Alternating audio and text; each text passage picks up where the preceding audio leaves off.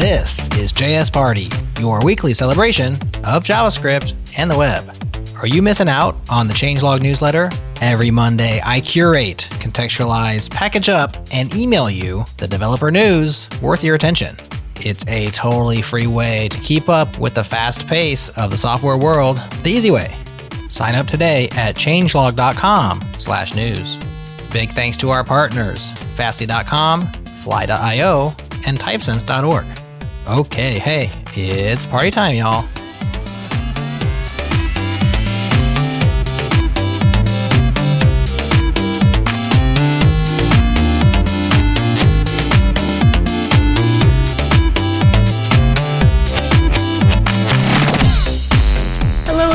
So excited to be back with you all this week.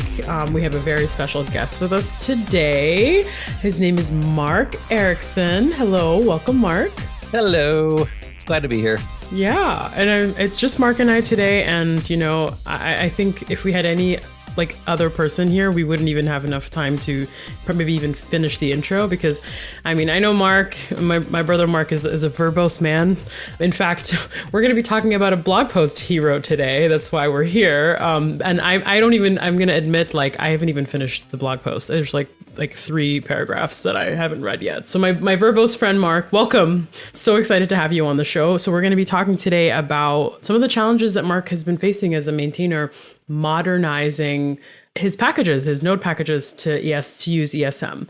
And so Mark, before I can give you this glowing introduction, which is you're the internet teacher. You are the, world's most patient and verbose human being. You know a lot about JavaScript. You've done a really great job of being a steward for some of the most widely adopted and maintained packages in our community. All the things. But why don't you go ahead and introduce yourself? Yeah, so my standard introduction blurb. My day job is working for a company called Replay.io, where we're building a true time-traveling debugger for JavaScript applications. I've been there for about a year and a half. I am loving working on this project. It is an incredibly useful tool. We've got a fantastic team.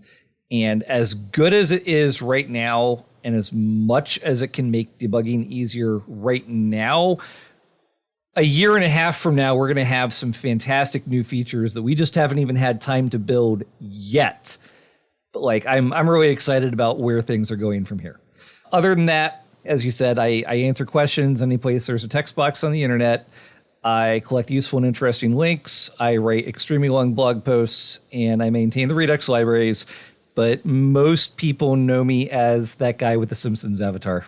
Yeah, most people do know you for that, right? Because that's the helpful avatar that pops up to answer random questions on a Twitter thread, or it's the most pleasant well actually, so it's I welcome your well actuallys.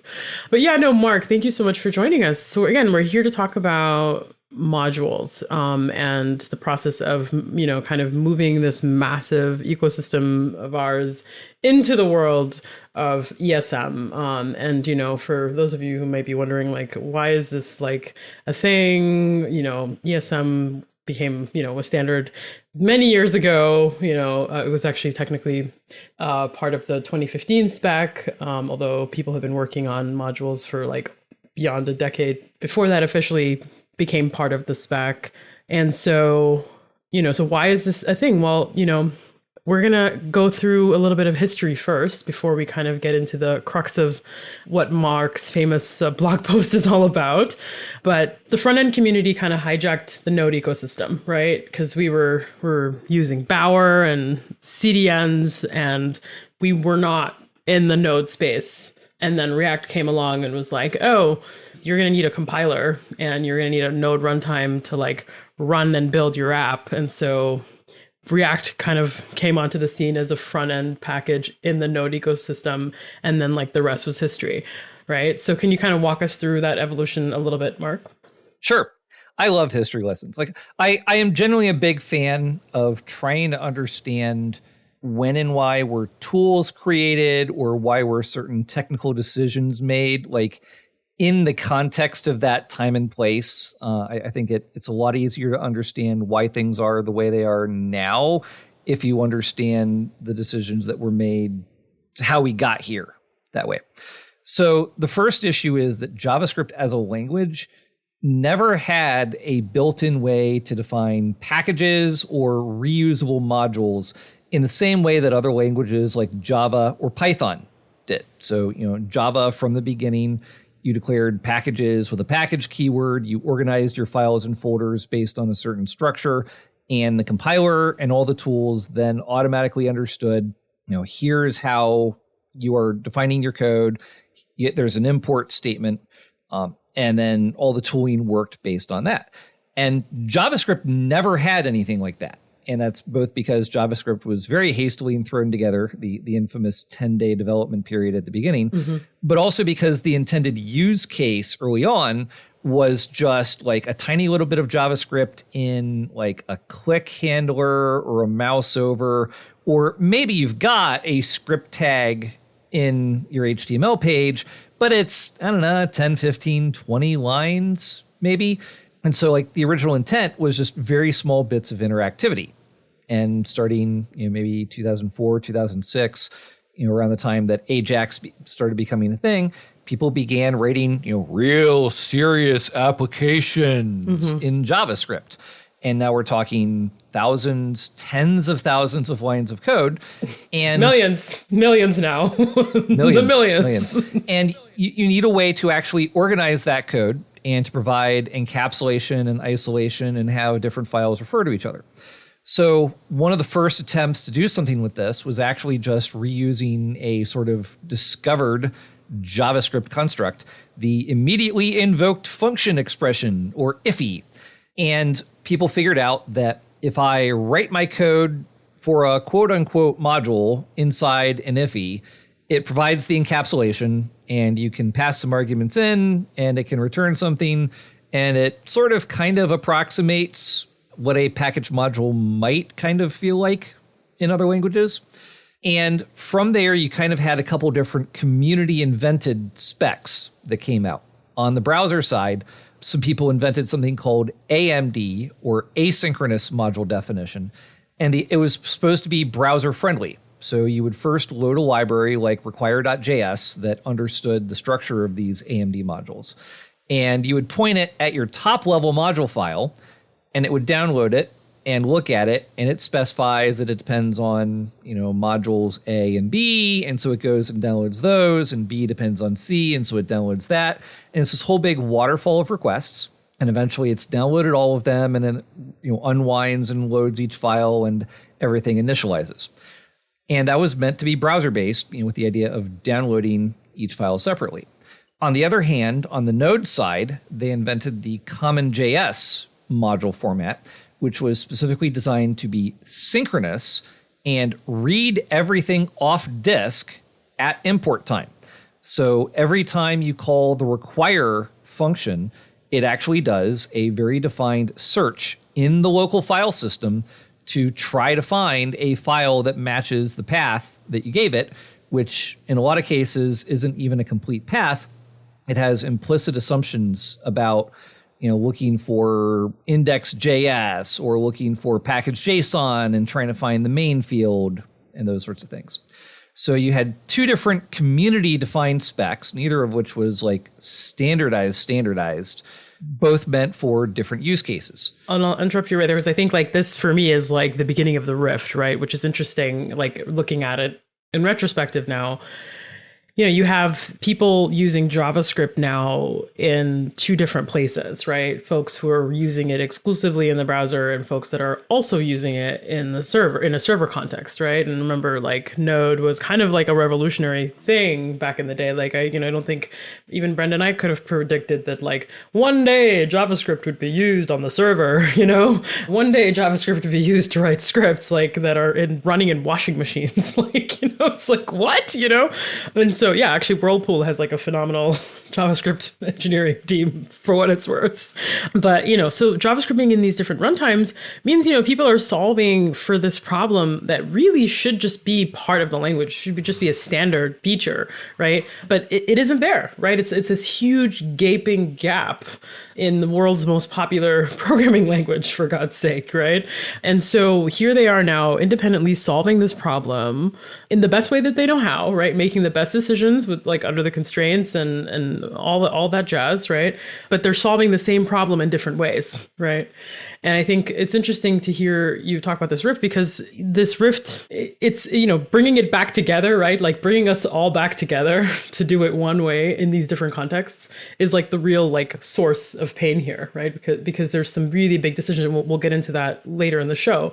But anyways, so back to you, Mark. Yep.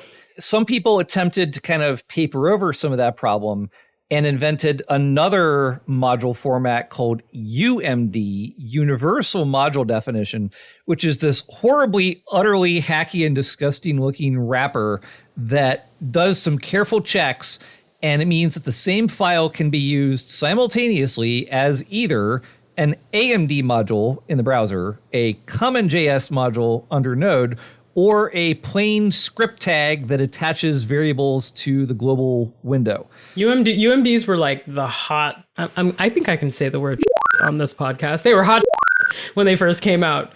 UMDs were like, oh my God, it was revolutionary. It was like game changing. I remember that like the whole like community being so excited about UMD, because it was like, oh, we found a way, right? Because at that point there was already a need, right? There was already code that was being shared between browser and server contexts. And, we didn't have React, right? But we did, like this predated tools like React, but there was already a need in the community for that alignment. So I remember that solved a really big problem back in the day. Mm-hmm.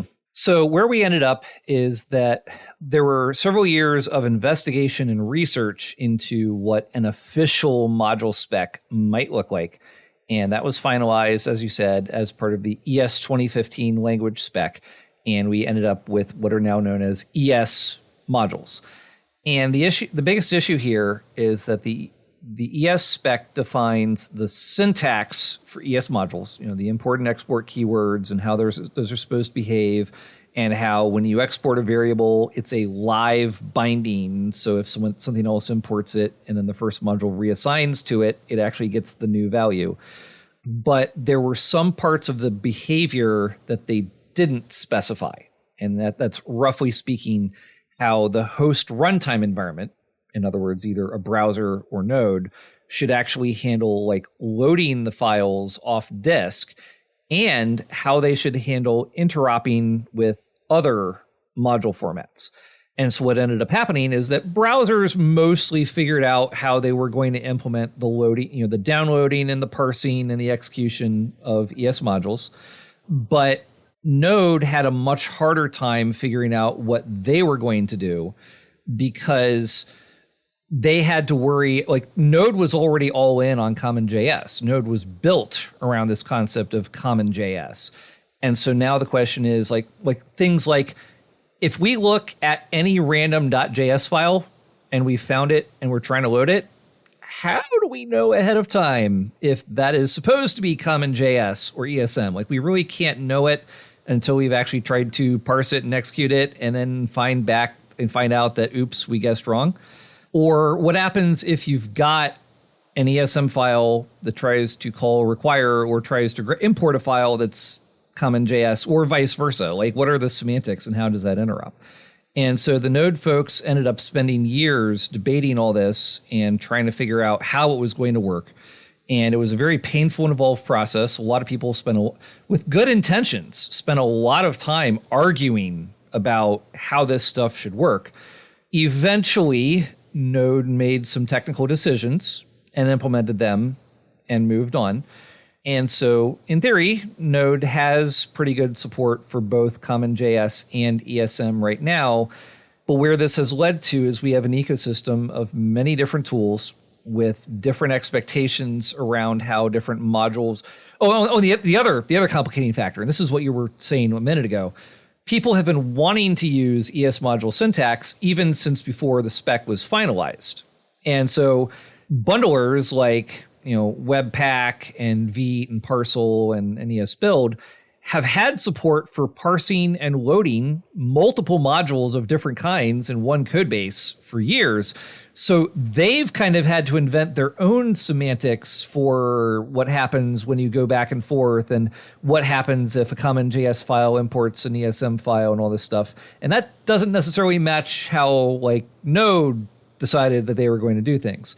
And then you get TypeScript in the picture. Oh my God. Yeah. You hold that train for just a second. We can't even get to the TypeScript discussion yet. Hold on. So just to kind of recap here, this is for me, this interesting cluster of whoa, the maintainer community kind of eagerly giving developers, what they want and need, right? Before there's even a decision as to how these things need to resolve under the hood, and then don't forget, it's not like the bundlers got together and had a standard for how they were going to make these decisions. Each bundler had their own logic and algorithm tree that they use for module resolution. And meanwhile, you have the Node TSC, the Technical Steering Committee, folks, many folks who've been on this show in the past, who've, spent just years kind of trying to hash this out. And they kind of finally landed on something that shipped stable. I think, was it Node 13 I think it was 13, 14, something like that. At least 16, if not 18 somewhere. I mean, I think if 13 was experimental and then maybe, and then 16. Yeah, I think 16 was maybe when it was stable. So, finally kind of shipped, but the community's been used to this frictionless experience already through the thankful hard work of the folks who've been doing all the bundling. And so now how do we shift this to kind of work out of the box and just be turnkey is the real question, right? Because we can't have these magic polyfilling machines everywhere. That's not scalable or sustainable. And Webpack should not be a prerequisite to use Node, or whatever tool. And so this is kind of where we are now. And we've had that problem kind of growing, and alongside it, you've had the kind of rise of TypeScript, right? Kind of around the same time as kind of we started to kind of figure out how we wanted to handle this and how to handle ESM in Node. And then we have the hockey stick rise of TypeScript, which adds another layer of complexity into the already complex matrix. So yeah. Yeah, and so there's multiple additional factors from there. I actually put out a tweet back in April when I was neck deep in the middle of all this stuff where I listed here are things I have to keep in mind when I publish a library in 2023, and quoting myself: build artifact formats, ESM, CommonJS, UMD, matrixed with dev versus prod versus various node-env flags. Am I pre-bundling my JavaScript library when I publish it, or am I publishing individual JS files per source? How do you define package.exports? What about Webpack 4? What about TypeScript's module resolution option? What about different user environments? What about different bundlers? Node in ESM versus CJS mode? Do I need to pre-bundle my TypeScript type defs? What about edge runtimes? What about React having the new use client keyword or needing to deal with server components differently? Oh, and what about all the libraries that I depend on? It's a mess. Was something only wear green socks part of that list too? Because it just sounds like such a kooky list that you probably should have a special piece of clothing on you, when you're publishing a new package. Pretty much, yeah. Yeah. So enter TypeScript. So let's talk about how TypeScript complicates this landscape, Mark, before we kind of dig into some of the specific pain points that were outlined in your epic blog post. Well, so there's a couple more things that even tie in along with the TypeScript aspect. Mm-hmm. So, we said earlier that the front end ecosystem kind of jumped on the Node train, and that includes publishing packages to NPM. And publishing a package to NPM wasn't that bad in the beginning if you make the assumption that everyone who uses this is also just running it under Node. That's a fair assumption for what it's worth. Reasonable assumption. But now that we're starting to worry about, and by now I'm referring backwards to 2011, 2012, you start worrying about, I need to publish this code so that it can run in a browser. Well, okay, we're going to publish this code to NPM in CommonJS format, because that's what most tools are going to understand. But we also need to make sure that we backwards compile our JavaScript syntax, because everyone has to worry about running their code in IE11, and IE11 only understands ES5 syntax. So even at that point, like if you wanted to write and author your library code using upcoming JavaScript syntax, like what eventually became ES 2015, you had to backwards transpile your own code at build time to ES5 and CommonJS, so that it was the lowest common denominator, and build tools could load the modules and the syntax itself would execute in IE11. And that's basically where we've been at for 7+ years. Like even now, most libraries are compiling to CommonJS and compiling the syntax to ES5 so that it works everywhere. And it's just within the last couple of years where we've really started seeing more libraries not just including an ES module file in their published package, but trying to make it the primary file, and actually saying, okay, we're going to ship a more modern syntax, whether it's ES 2017 or just literally like, here's the syntax I wrote minus the TypeScript types. And that's where the other thing comes in, is that with everyone using TypeScript to write, well, many people using TypeScript to write their code, that's another layer of a build step, because TypeScript code won't run in any runtime environment.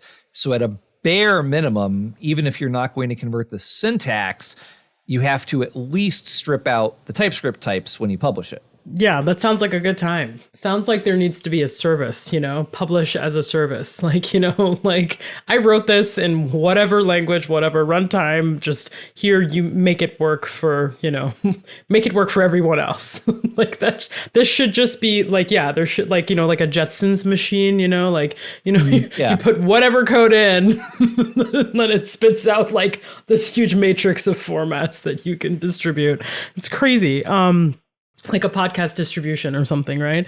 Like wherever you get your podcasts, right? Like wherever you run your code, here, take this, it should work, But anyways, okay, so like getting into this, this TypeScript craziness, can you kind of like, as most people are not maintainers, right? So most people are kind of on the consumption side. I know for a fact that like people on the consumption side have experienced a lot of friction around this, especially in the early days when Node was kind of experimenting with ESM. There's just a lot of import errors and like, like there's super, I could, back in the day, I would almost have that error memorized, like when you try to use import in a Node context, like it's like there's some reference error. Error module not found something. Right. That's Google that. Like there's like so many hits for that. Right. But can you kind of just, can you share some insights into like, what are some of the common pain points that you see people hitting like because of these issues, right? Before we flip over to kind of the maintainer hell that you are in, how are everyday people, kind of everyday developers feeling this pain point? So developers certainly run into this stuff downstream from the libraries. And I even ran into this, and we might talk about it in a minute, when I was attempting to make my first updates to Redux Toolkit to modernize some of its packaging. The Redux Toolkit depends on the Redux Thunk library, which I maintain, and the Immer library, which I do not. And my attempts to modernize the package worked somewhat, but then like Jest, which is yet another tool that does its own module parsing, doesn't have great ESM support. And it was getting confused because it was trying to load both those packages in an ESM context. And instead of getting, like, they both mix default exports and named exports. And instead of getting the actual values that I wanted, I was getting back an object with a key of default inside of it, which is not the thing that the code expected. So there's that. There's the error module not found thing that you were talking about. A lot of app developers have seen problems where some library authors, like Sindre Sorhus, prolific author of Node-related libraries, have decided that they're just going to go ESM only for everything. And he published major versions of all his packages. He even put up a guest saying, here's my reasons why everything I do is ESM only from here on out. And I can absolutely understand and respect the technical and personal reasons behind that decision. But it's also meant that in a lot of cases, people upgraded dependencies, either intentionally or unintentionally. And all of a sudden, like the latest version of Chalk or Node Fetch or something like that broke because the rest of their tool chain isn't properly configured to load these libraries the way that the author is now publishing them. And so a lot of people have had to revert back to the previous major version of these libraries just so it's not ESM only. Yeah, great summary. I mean, the Node ecosystem is like this like Legoland, right? Where, I mean, that's the beauty of it, and also one of the pain points, I think, especially for smaller teams or people, newer developers, you having to kind of like maintain the matrix of interoperable packages and their peer dependencies and whatnot, as well as kind of what runtime version you have, right? Like what version of Node are you even running? And does this version of Node support top level awaits, for example, right? And so, yeah, I mean, Sonoris, I just said Sonoris. I always mispronounce their name. Sindre Sorhus, I think. Dino Man, okay. His whole thing with, I'm only going to publish ESM, which I respect their decision to do that. But the implication of that is that, you might not be running the right version of Node. Your customers might not be running the latest version of a browser that would support said language syntax. And so, there's some serious ripple effects. And so then are you kind of transpiling your dependencies? How do you even manage that process easily, as a team? And so, there's pretty big downsides, but the flip side of this is that, like, unfortunately, our node dependencies have kind of been stuck in 2014, right? Because no one is publishing quote unquote modern JavaScript as their final output, right? And so you have like bytes and bytes of JavaScript that could be removed from the web, and we could be better optimizing all sorts of things. And there's an initiative that I tried to start like many years ago and just kind of like got really busy, but kind of trying to kind of say, hey, can we have a standard around how we publish our dependencies, right? Because we should be able to publish modern JavaScript and not hold the web back, right? So that's a whole thing to like, right now, like the web is very much held back by all of the third-party JavaScript that's in 2014 code, right? So minus Dino Man, right? So yeah, any thoughts on that? Yeah, and like I said earlier, like the fact that packages have generally had to publish the lowest common denominator in terms of module formats and syntax has definitely added to the weight of web pages. And so being able to ship modern, for example, like optional chaining is great. I love optional chaining syntax. Have you ever seen what it gets transpiled to? Like that little question dot ends up as like 80 or 100 characters of like something bang double equals void 0 blah blah blah blah blah. And like if we can just ship modern JavaScript, that's way fewer bytes that have to go out to the browser. Mm-hmm. Yeah. I mean, it's a win-win for everyone. It's a win-win for users. It's a win-win for developers. It's a win-win for the earth, because that's literally like less resources and like less bytes across the wire, less internet trash, all kinds of things. But to kind of get back to the TypeScript problem here and some of the issues that you described as consumer pain points, I think, you're kind of when you publish this blog post, like you're airing out, I think, the next piece of dirty laundry to kind of go live in the JavaScript community, which is these pain points, right? So I know you published this blog post on August 8th. It's had like a lot of circulation, and actually one of our changelog plus listeners, Nick, if you're listening, actually requested this episode, and they were like, hey, would love to have hear a discussion on this topic. And I was like, well, why don't we just invite Mark back onto the show? I love my main man, Mark, And so, you kind of going viral with this post means, that, yeah, people are feeling this pain as well as you, right? So can you kind of share some thoughts on that? Yeah. So I guess first off, like when I write my blog posts, yes, I'm writing them with the idea that someone's going to read them, but usually I have some idea, like this is a topic that people actually be interested in or not. Like, the one about how React renders has been by far my most widely read post, because that's a thing that people care about and often don't really understand. But this one, like, trust me, I was not reading this with an expectation that it was going to get lots of views. It was just, I've gone through all these pain points. This is mostly me attempting to document them just as an FYI for folks. And, it hasn't necessarily gotten like tons of views, but it actually has gotten a surprisingly large amount of people saying this is a good article, thank you for writing it, or I'm a library maintainer and yeah, I'm experiencing all these pain points. So it definitely has struck a bit of a nerve. Yeah, having to kind of like publish for this crazy matrix of considerations, right, means that like you have to sometimes you kind of question yourself. You're like, well, is like, it can't really be this bad. Like maybe it's just me, right? And I think by you kind of like airing your grievances and saying like, these are all the things that I had to do, and these are the issues that I still have, and these are the problems that I hit for this big widely adopted package, it kind of like really lets people kind of come out of the woodworks too, to say, oh great, it's not just me, so it's been so okay. Like, you have to understand that I have this very, I don't know, Jekyll and Hyde view of myself. Like, there's plenty of times when I come into a conversation and like, I'm the Redux maintainer, I know what I'm doing, you should totally listen to what I have to say.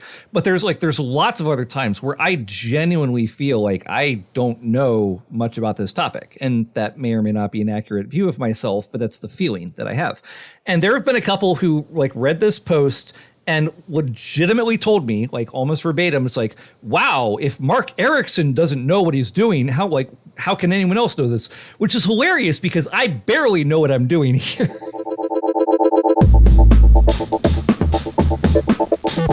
This is a changelog news break. You can add Meta's Code Llama to the ever-expanding list of code-generating LLMs. Based on Llama 2, Code Llama comes in 3 sizes: 7 billion parameters, 13 billion, and 34 billion. And it comes in 3 different varieties: a general model, one tuned for NLP instructions, and one fine-tuned for Python. How does it stack up? Well, Meta claims it outperforms other publicly available LLMs, and it shares the same open-ish license as Llama itself, which is free for research and commercial use, unless you compete with Meta. You just heard one of our 5 top stories from Monday's Changelog News. Subscribe to the podcast to get all of the week's top stories and pop your email address in at changelog.com/news to also receive our free companion email with even more developer news worth your attention. Once again, that's changelog.com/news.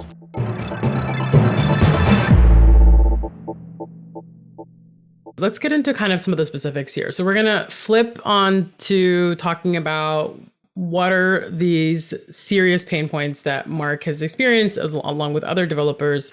And, where should we start? Should we start with the... We'll sort of go through the post sort of in order. And like I can just sort of recap things off my own head. Sounds great. At the start of this year, I was the primary maintainer for 5 different Redux-related packages: the original Redux Core, React Redux, Reselect, Redux Thunk, and Redux Toolkit. And all those have been around for years. We'd even published major versions of like React Redux in the last couple of years, but most of them had publishing and build setups that went back many, many years. And on top of that, Redux Toolkit, we published version 1.0 in late 2019. We're up to version 1.9.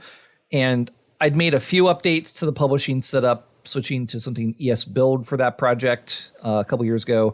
But most of them we were just building with Rollup and Babel and shipping a whole big mixture of CommonJS, ESM, and UMD files. And none of those projects specified the relatively new package.exports field to define how different build and runtime tools should determine which module file they're supposed to load. And we'd gotten some reports from people saying, like, if I try to import Redux Toolkit in a full ESM node environment, then it errors, the module not found error. Some people have said that we can't import the right things with certain TypeScript settings. And then along with that, the other points I mentioned, where we were still compiling all the code to ES5 to support IE11, and we generally wanted to ship modern JavaScript and better support full ES module compatibility, whatever the heck that actually means.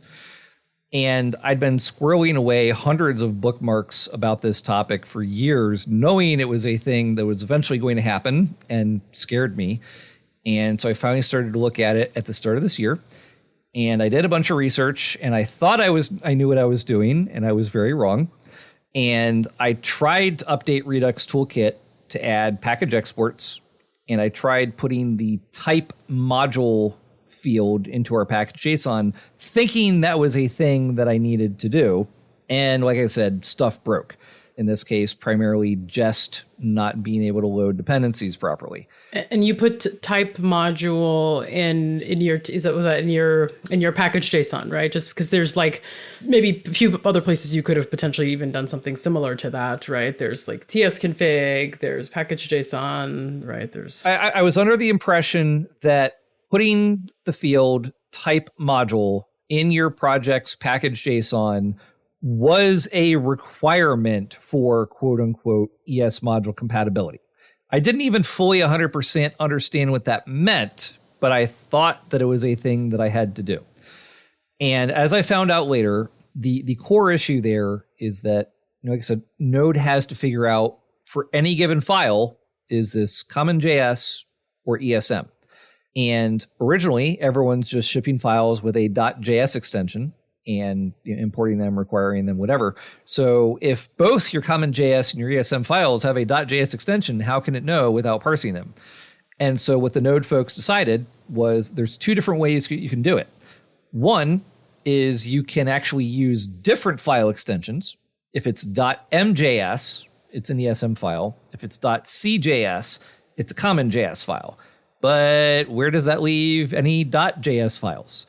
And so what they decided was that if you put a type module field in your package JSON, that is telling Node that anytime you see a plain .js extension, assume it is a module, or you can use, I think, type CommonJS to say, assume that it's a CommonJS file.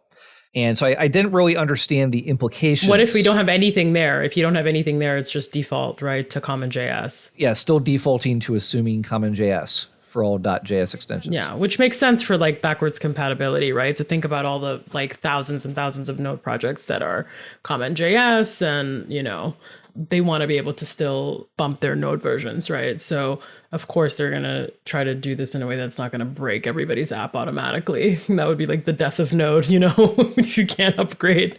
And just to be clear, like the MJS, like where did I like stopped following that discussion, because it just like I was like, I can't think about this right now. It's gone back and forth. Where have we landed on MJS as a thing now, right? Because I haven't really seen wide scale use of that. But I'm wondering if you have, or if you're more familiar. I don't know much more than, I honestly don't know much more of the discussion other than realizing that A, it was a thing that I could actually do. B, it was actually going to be simpler and easier to name my own output files with a .mjs extension than it would be to put a type module in the package file. And frankly, I still think that .mjs and .cjs look stupid, but type module caused enough complications for me that I decided that, okay, fine, changing the file extension of the output files that I build seems to be less trouble overall than having type module in the package. Mm-hmm. Yeah. And like where does TypeScript fit into this too? Where, is it MTS, and which by the way sounds like a Northeastern Metro system or something like that, MTS, but that's the same kind of problem. So CTS sounds like a network television, channel. TypeScript tries to follow. TypeScript now has several different rule sets for how it determines both where are your JavaScript files and where are your type definition files in a project. And so that's now controlled by a TypeScript config option called module resolution. The original setting is Node, or now renamed to Node 10, which is kind of like the old school option. There's a new Node 16 option, which tries to match Node's current behavior. And then there's also a new bundler option that's kind of like, do whatever Webpack and other similar tools do.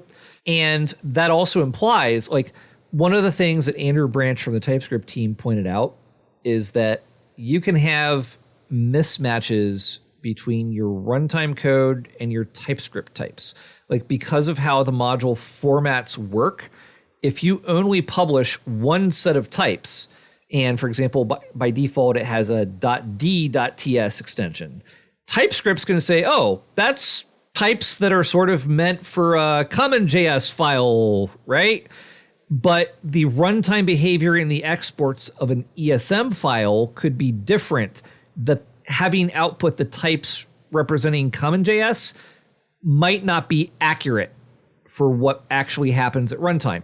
So the quote unquote correct answer here, per Andrew Branch, is that you really need to publish 2 copies of your TypeScript types for your library. One generated with TypeScript having CommonJS settings, and one generated with TypeScript having ES module settings. And those 2 should have a file extension that matches your JS files extension. So if you're publishing a .mjs JS file, you should also publish a .d.mts type definitions file. Wow. Yeah, no, this sounds like living hell to me. I don't know about you all listeners, but yeah, this does not sound fun. And is there like a GitHub comment or a blog post or something that we can cite to include in our show notes for that recommendation that Andrew had? So actually, if you look at the bottom of my blog post, I tried to link a few different things. One of those items, Andrew Branch is working on a very large new set of documentation for the TypeScript docs that will talk about here's how TypeScript understands modules and the state of the world.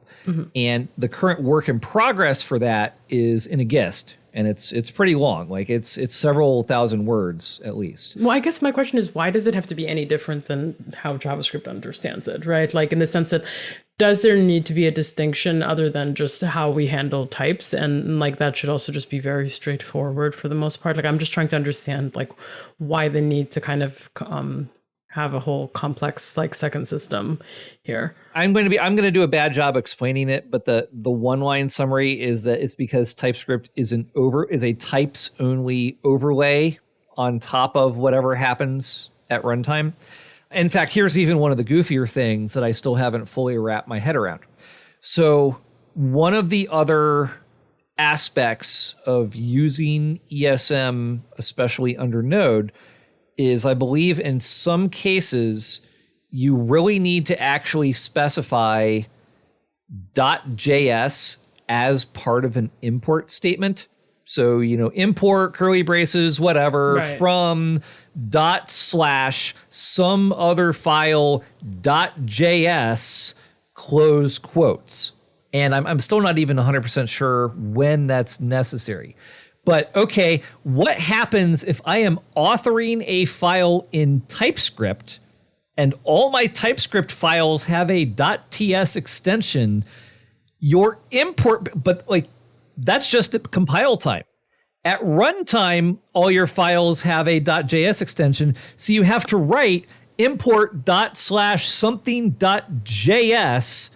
in a TS file in some cases. And I still don't even know when that's necessary, but that scares me. Well, I mean, you could compile away that, right? Like, you could have like a pre-build step that like replaces that or whatever the hell else. Well, that's the problem. Like the TypeScript folks are trying to stand firm on like, yeah, we had a couple features way in the past that required runtime changes, but from here on out, we only do types level stuff. We don't rewrite your source code.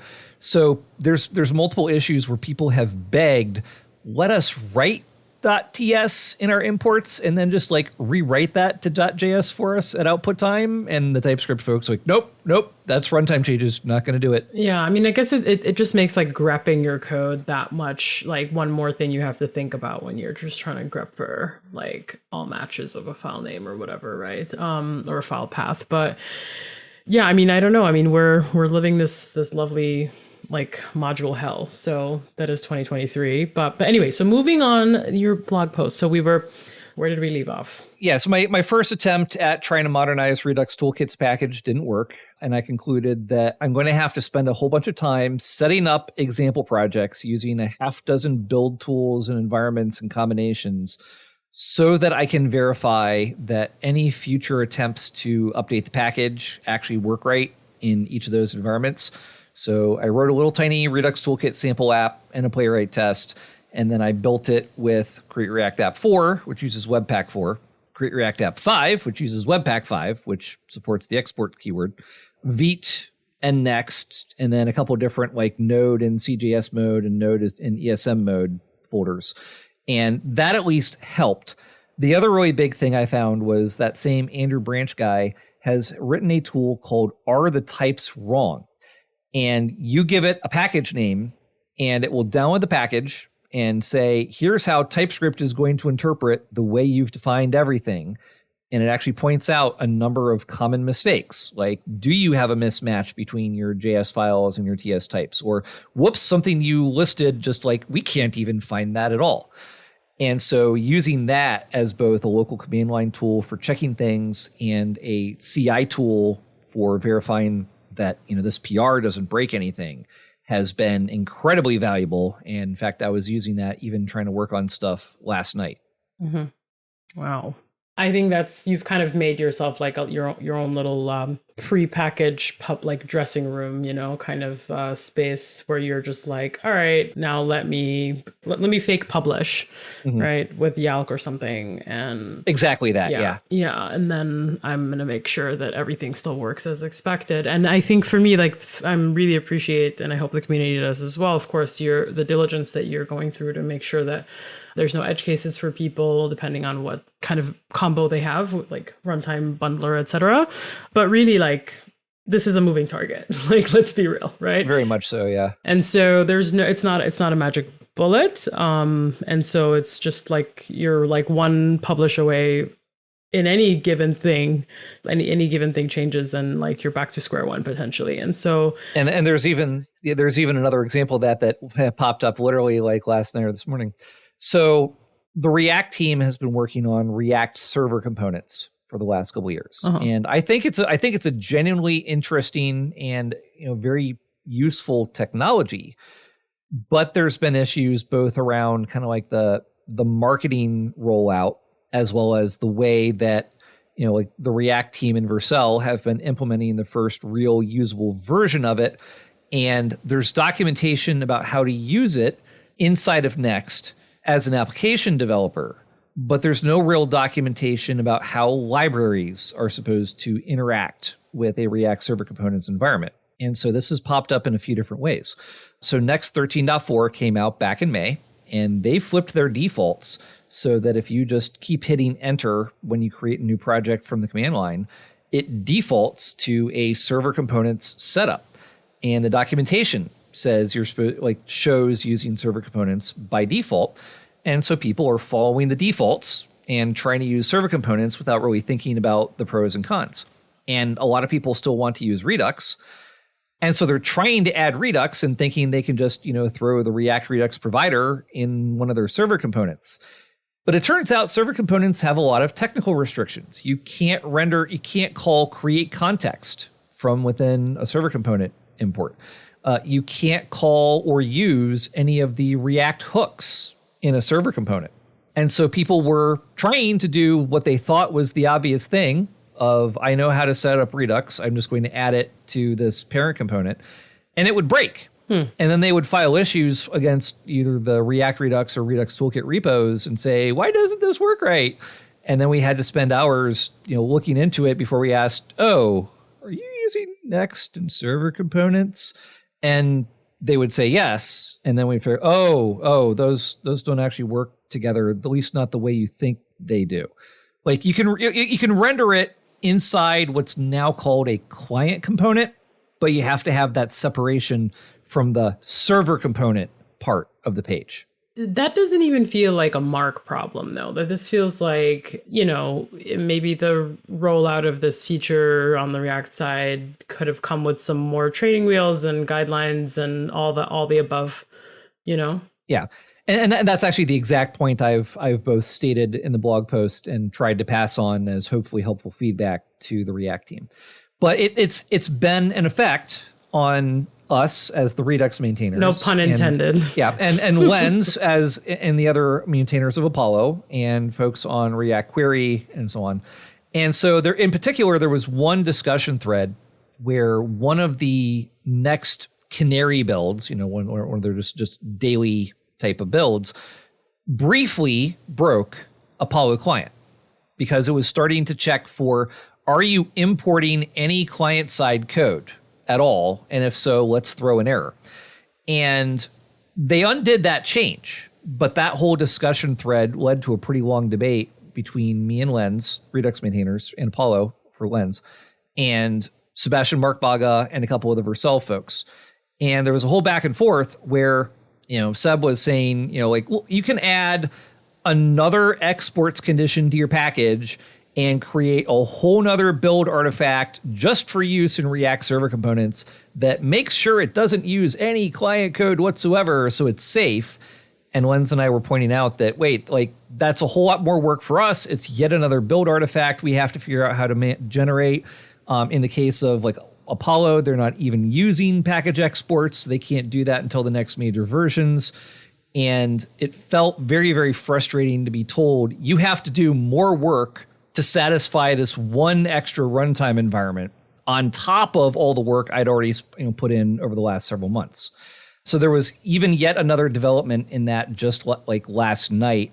Sebastian had suggested that okay, you can sort of fool our static analyzer if instead of doing named imports of hooks like use state, you do a import star as React. And then our static analyzer won't even notice that. And so you can we sort of kind of nudge, wink, wink, suggest that you do that for now. And someone apparently reported to Apollo last night that, Apollo has been using this for a little while now. And that apparently broke in the latest version of Next.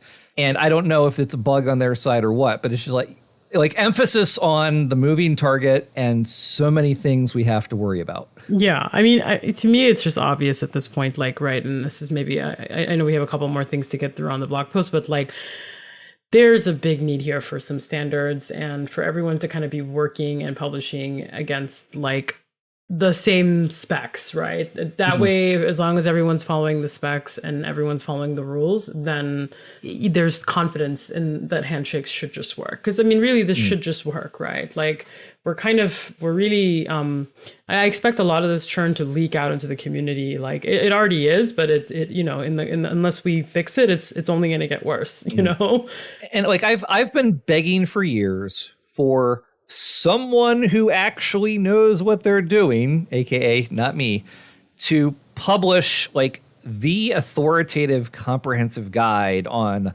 the right way to publish a package and all the output options and all the build tool configuration settings and all the file formats. Tell me exactly what buttons to hit so that I can follow it, or even better, give me tools that will do that. Well, I can tell you that right now, that's not gonna, I can't say that with 100% confidence, but I say this with a high degree of confidence, that's not gonna come out of NPM anytime soon, just given where it's just they have a skeleton team running the registry right now. What I'm confused was if Microsoft wasn't interested in actually investing in this ecosystem, why did they purchase these companies? Yeah, and a number of other big tech companies were also interested in purchasing at the time, and so really it should have just been in hands that were where the registry and the project, this important part of the ecosystem would actually get the TLC and the love that it deserves. That was like the only silver lining for me when that acquisition happened, was like, okay, well, at least there's a big company here to take care of this now. And, problems have only been really getting worse. And so it's not going to come out of NPM. And so the question is, like, I think this has to be community driven, as always. So, I mean, to name a specific name, Jason Miller, who works at Google, has done a lot of fantastic work over the last few years trying to encourage folks to ship modern JavaScript. And he's written some good articles that are helpful starting points. I have felt like he would be the right person to write that kind of a definitive module publishing guide, but he's obviously very busy with whatever stuff it is he's actually working on. Well, yeah, he's now at Shopify, has been for at least moved over a year or two, I think. But yes, shows you how much attention I've been paying. I'm sorry. And that's okay. That's fine. It's all good. And just in case anyone was curious, Jason Miller is creator of Preact as well. An awesome person who's been on the show a couple times at least. So yeah, so I think getting back into, because we could see, I told you we've been talking for like almost an hour, and we're not even through all the things, but I'll let you pick up wherever you want to pick up, Mark. I mean, that's the major summary. I mean, if you look at my blog post, it amounts to I took a first stab at things. They didn't work out. I spent a couple months trying to build example CI setups to double check myself and tell me when things were breaking. I made a second round of attempts that mostly worked, except for are the types wrong, telling me you've still got that like JS versus TS file extension mismatch in some cases. And so right now we've got Redux Toolkit 2.0 beta and Redux Core 5.0 beta published. We've got alphas for Reselect and Redux Thunk. And actually, today's Thursday. Tuesday night, I finally managed to push through the first alpha for React Redux version 9 that has the same packaging changes. And like I determined months ago that we're going to have to ship major versions of all of our libraries simultaneously, which, oh boy, self-imposed responsibilities. Yeah. But we've at least got alphas or betas of all 5 packages with the same general packaging contents applied to each of them. Last night, I was working on trying to resolve the last outstanding are the types wrong warnings by actually attempting to generate those duplicated TypeScript type definition files. And are the types wrong thought it looked good locally. And then I pushed the PR and literally everything broke. Oh, so what was the gap there, and are you going to submit a patch in the tool to try to? Oh no! Like I literally just need to look at it again and figure out what's going on. Like all of our one of our CI checks is that we double check our types against like 8 versions of TypeScript simultaneously, just to see if we broke anything, and all those failed. And I glanced at the output very briefly, and I don't remember what the actual problem was. I'm not sure if it was having trouble finding the types or if something in the modified type definition files that I was bundling was wrong, because that was actually a change. Like Redux Toolkit had shipped with just running TSC and generating one .d.ts file per TypeScript source file. And what I changed last night was actually using this TSUp tool to pre-bundle the TypeScript types so that it would be easier to ship the duplicate copies. And something about that broke. And I'm not sure if it is something about the bundling of the types step done by the tool, or whether it's something about the way that I'm pointing to the files. But I literally, that was my cue to call it quits for the night. So I will go back and investigate further, and hopefully I'll actually figure out what's going on, and then be able to apply that to the other libraries too. And write another blog post, right? Well, I'll update this one. Update this one. Okay, got it. We'll have to look at the version history. Now you're gonna have to start publishing a version history for this post. But yeah, I mean, so for those listening, like if this sounds dense and complicated and confusing, because it is, and I would highly recommend for all of you to read Mark's post. I'm gonna finish reading it, and I learned a lot, and also just I think you did a really good job of like putting really good references out to different resources in there as well, including one that I really enjoyed, which was the history. It's a gist on modules, history, and future. So it's like a full timeline of like all the things with links for like when we started working on ESM and just how that evolution kind of has gone from early, from like 2008, 2009, all the way to the kind of present day. And so just lots of great resources. Highly recommend checking it out. And so Mark, like, what are some parting thoughts? Obviously you had some like lessons learned that you shared. Do you want to maybe kind of share that on air a little bit? Yeah. So like I said, we've got the betas and the alphas out right now. The current package definitions for each of those, I think, is close to being correct for us. It's certainly possible that other libraries with different needs for how they need to package and ship things would need somewhat different setups, but I think I've seemed to have found a combination that is reasonably correct for us, minus the type mismatch issue.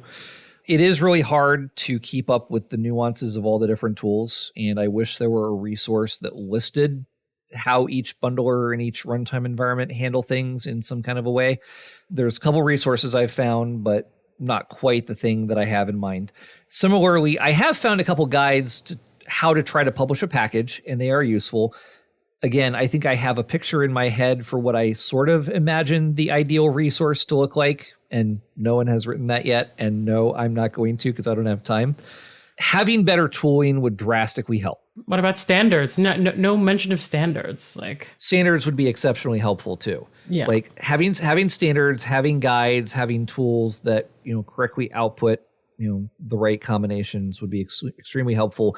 As would having something like some kind of a SaaS where you can say like, here's my library, here's the code for an example app that uses my library. Please just automatically generate projects for like 10 different frameworks and build tools and build them all, and tell me which ones succeed and break. Because that's basically what I had to build for myself, roughly.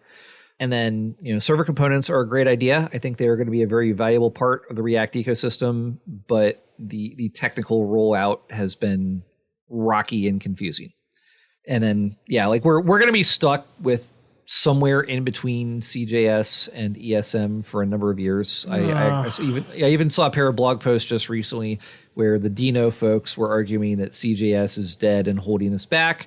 And the bun maintainer said, actually, CJS is, number one, still widely used, two, still useful, three, even loads faster in a lot of cases. Yeah, it's also like, let's not just, we have to understand the sheer scale of the internet and the sheer scale of Node and how many things are written in Node that will never, ever get updated even, like this is just like the internet, right? Like when you're developing web standards, the goal is like, don't break the web. Like that's like the number one principle for new proposals. So yeah, I think this decision is here to stay forever. So I don't think this is ever going to be like, I think hopefully there'll be less and less people writing CJS is my guess over time, but ultimately like it's never going to ever go away, right? Like if you're a maintainer or you want to write a new bundler or whatever it is, like you're going to have to, unless you're only targeting greenfield new projects or projects that are strictly never going to use CJS or CJS dependencies, like, which is like, come on, let's be real, right? Like even your dependencies might kind of hold you back there to some degree. So COBOL and Fortran are still being used. Exactly. Yeah. Great examples. So yeah, this was a really great discussion and some of the pain points of shifting tides. Really, this is what this is. This is like it's a shift. It's a big, wide horizontal shift, right? Because this isn't something that's a vertical. It affects everything kind of uniformly. It's a baseline shift. And so thank you so much for being such a great resource and a lighthouse for our community, Mark. We really appreciate you. And thank you for all the great resources and links. There'll be lots of links in our show notes, lots of links in Mark's blog posts. So check them out. And so folks want to kind of follow you and catch up with you, Mark, where can they find you on the interwebs? Ace Markey on Twitter, blog.isquaredsoftware.com, Ace Markey on Reddit, Mark Erikson on GitHub. Awesome. Well, thank you. And so with that said, have an amazing rest of, have an amazing rest of your week. I'm like, wait, hold on. People listen to this like Sunday night, Friday morning, Thursday, Monday, Tuesday. There is no, whatever week you're in. Yes. Have a great rest of your day, whoever is listening. All right, everybody. Ciao, ciao.